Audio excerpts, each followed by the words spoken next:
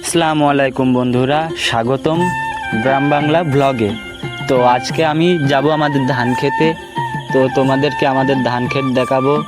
তো কেমন সারাদিন আমি কিভাবে কাজকর্ম করি তাও সে বিষয়ে তোমাদের সাথে আলোচনা করব। তো চলুন দেখতে থাকি।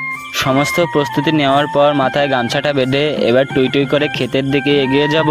সামনে আবার রয়েছে পদ্মা নদী এবং পদ্মা সেতু, এটা দুটোকেই পাড়ি দিতে। পদ্মা নদী এবং পদ্মা সেতুর কথা কেন বললাম, এই যে দেখতে পাচ্ছ তোমরা। তো এই যে আমরা এখানে ওই পদ্মা সেতুটা পার করব, ওটা জাস্ট ফান ছিল আর কি। তো যাই হোক, সেতুটা পার হতে হতে তোমাদের একটা কথা বলি যে শহরের কোলাহল থেকে বাঁচার জন্য বিকেলের এই শান্ত বাতাসটাই একমাত্র ঔষধ। যারা গ্রামে থাকেন তারাই বুঝবেন এটার মজাটা আসলে কি, শহরে যারা থাকেন তারা বুঝবেন না। এই হলো রাস্তা, ছোটোবেলার অনেক স্মৃতি এই রাস্তার সাথে আমার জড়িয়ে রয়েছে। ছোটোবেলায় কত দৌড়াদৌড়ি করেছি। আমার বাবা মূলত একজন কৃষক এবং কৃষি কাজ করতে আমারও ভালো লাগে। তা আমাদের এখানে বিপুল পরিমাণে কৃষি কাজ মানে চাষাবাদ আর কি হয় আর কি। তো ততক্ষণ আমার চ্যানেলটা সাবস্ক্রাইব এবং একটি করে ভিডিওতে লাইক করে দাও, যাতে পরবর্তী ভিডিও বানাতে আমার আরও উৎসাহ জাগে।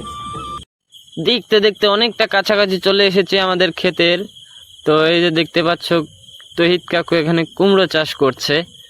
তো শুধু কুমড়ো না, সামনে আবার বেগুনও রয়েছে, তিনি আবার বেগুনও এখানে চাষ করছেন। তো কৃষির ক্ষেত্রে তহিদ কাকু অনেকটা বড় অবদান রেখে গেল।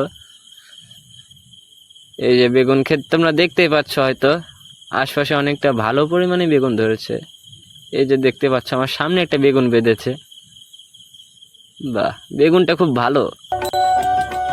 তো মূল কথা হলো কি, কৃষির একজন কৃষকের তার সকল কষ্ট যখন সে দিন বছর শেষে তার ফসলটা সে মানে বিক্রি করে যে টাকা লাভবান হয়, তার দিকে তাকে তার সকল কষ্ট কিন্তু ভুলে যায়।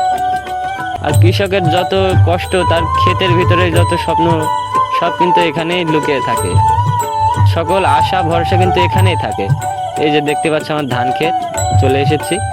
ধান ক্ষেতের মাথায় আবার দেখছি ছোট ছোট শিশির কণা। কিছুদিন আগে আমি সার এবং কীটনাশক প্রয়োগ করেছিলাম, তা দেখতে খুব ভালো লাগছে। তো এই যে আমাদের ধান ক্ষেত। আজকের মতো এখানেই বিদায় নিলাম, পরবর্তীতে ভিডিও